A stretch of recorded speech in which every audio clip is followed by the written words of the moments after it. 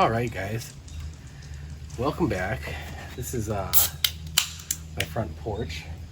Beautiful little spot in the country.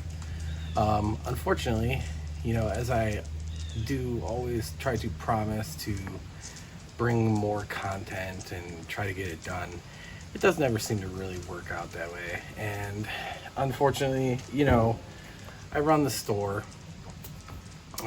Takes up most of my time, and then home, 2 days a week.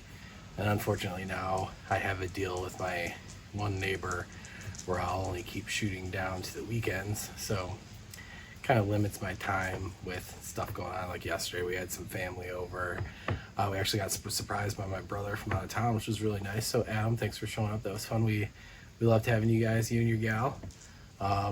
They were going to the Lions game today, but yeah, this here, all apologies and my life bullshit that you don't care about aside, this here is a FB Radom Beryl, and it is pronounced Beryl. It's supposed to be named after beryllium. It's not a barrel. Yeah, this one here is a Beryl M1, 223S Beryl M1, B223, and this old man is Dewey. He's a good guy. But yeah, what are my thoughts? So immediately when I saw this, I looked up what they were. It had come to the store. It was somebody had bought it and decided they didn't want it. They had bought it from Arms of America. Came with all the Arms of America stuff and whatnot. I was aware of these imports, but they were never, super duper on my radar because they were really, really expensive. But obviously it's super duper cool that it is the only official NATO, and by NATO I mean like 5.56 NATO round, NATO caliber AK that was like ever really adopted by the NATO forces. So the Polish use these, and pretty cool gun, man. I thought about doing all the original stuff with it, the original handguard. It came with the plastic one. I don't know if that's like factory or if that's some sort of 922R compliant part, but it was a, Beryl style plastic. There is a quad rail for them available through like Arms of America and stuff like that I thought about, and I may still do, but I had this one laying around, and all that it really required as far as modification was, because there's two sling loops, I had to cut a hole for a second one and then file the top a little bit because of the way it sat on top of these two loops. But I will say, coming back to those two loops, that area of the gun, I feel like because of the extra metal making contact with the barrel and the gas system, seems to, in my mind, I'd have to get them all out there and like shoot them, but that gets hotter than most AKs I've shot, I feel like, faster. So just food for thought on that one. Yeah, and then obviously in the rear end, the Beryl stock, they did do like a 2-bar style wire folder type thing, triangle folder. You can check those out on like Nishiko and stuff like that. He's got some like that. That's a lot of like the more classic, like early generation parts. But eventually they had this like sort of square buffer tube style stock that was really neat looking. And there's some companies out there that make cheek risers for them, because this thing was notorious for having a high height over board because of these rails, which is also a proprietary part designed for this firearm. So it locks into two slotted tangs up front, and it's quite tight. You have to tend to tap it on with the mallet. I did with mine.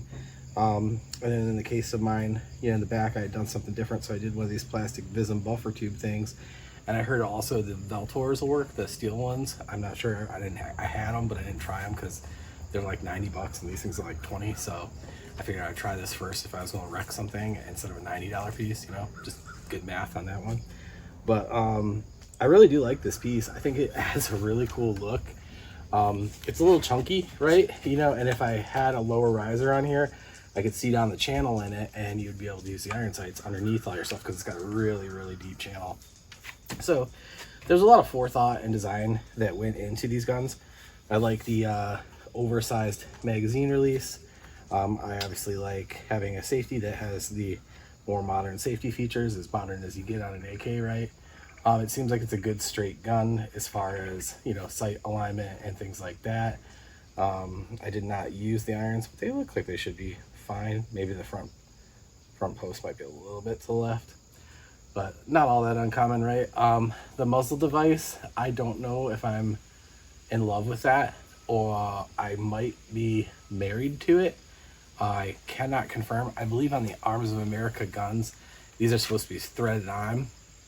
I saw on a forum somebody say that like you had the choice to order them in either 14x1 left-hand threaded or half by 28 threaded. So I'm hoping there's half by 28 threads on there, and that most people said that they're just on with like thread locker. So maybe we'll throw a torch on that and try removing it. I was watching Clayco, and Clayco is like, you know, as far as shooting people go, I will always trust that if like a human being can do it, Clayco is doing it, because like, you know, like you watch the guy and he'll shoot something and he's like, oh yeah, there's no recoil, and it's like, okay, if Clayco can do that, I can do that. So sometimes I feel like kind of a little bit of a bitch if I can't do it, and he actually really liked this muzzle device. He didn't have a problem with it, so I'm feeling like a little bit of a bitch right now. I just feel like it had, you know, maybe my gun was gassed a little differently too, but it had more recoil, I feel like, than the couple of Pioneers that I have from Pioneer, which is also part of the Radom plant, but different company affiliation in Radom. Yeah, so what else? What would I do differently? Well, I would tighten my screws, because that was one thing that started to happen. I had some screws start to walk while I was down there because I had just thrown this all together and I didn't think about it, and yep, that's what happens. These seem to be like a painted finish or some sort of spray blue, something like a Duracoat or a Cerakote or something. They really seem to scratch pretty easily, and underneath it you have bare metal, you can see there. That's neither here nor there to me, but you know, they are $1,400 guns, so there's something to be said there. That's about what they retail for if they were available. I don't think there are anymore. And then obviously there's all that news you hear now about these are no longer going to be produced because they moved on to their new military rifle. So the production of these is done, and it seems like if you go and look right now on Gunbroker, unfortunately, people are really trying to price hike those things. So yeah, watch out for that. But yeah, I don't know. Let's see. What would I do? Overall changes that might be coming here in the future. When I first started building it, it was a very light feeling rifle. Obviously there's plastics involved, lots of plastics involved, and then I went and put metal stuff out front. The metal stuff got hot quickly. I didn't love that like right off. If I go with the FB Radom handguard, the metal one, it'll stop right there. I would like to have this a little bit of real estate. Don't know if I'll change this, don't know if I'll keep this. Yeah, we'll just have to get out and shoot it some more. Maybe see if we can't pop that brake off and get another brake on there, and if that changes the feel of this front end at all, like just maneuvering it around. But yeah, she does have a little weight to her up front. And then again, I haven't been shooting a lot lately, so I'm probably turning it into a little bit of a bitch. So yeah, I could just get my ass in the gym and stop complaining about it, right? So I was rocking the EOTech on there. This model, I don't know what this is. This is the quick detach big guy. I can't remember what this is, like the 516 or something, or 5 something, right? It's not the 512, because the 512 doesn't have the QD base, but I threw that on there because that was the traditional look, right? And it looks really good, and it works. It is a little high, in my opinion, still, even with the cheek riser. So like we're just getting higher and higher. We're like stacking way up on top of the gun. It just starts to feel kind of unnatural. So I think I'm gonna go with something a little bit lower. I have a few primary arms optics I'll try in like future iterations of the video, but you know, I threw that on there just because I had it, and you know, it looked really good. It completed the look, you know.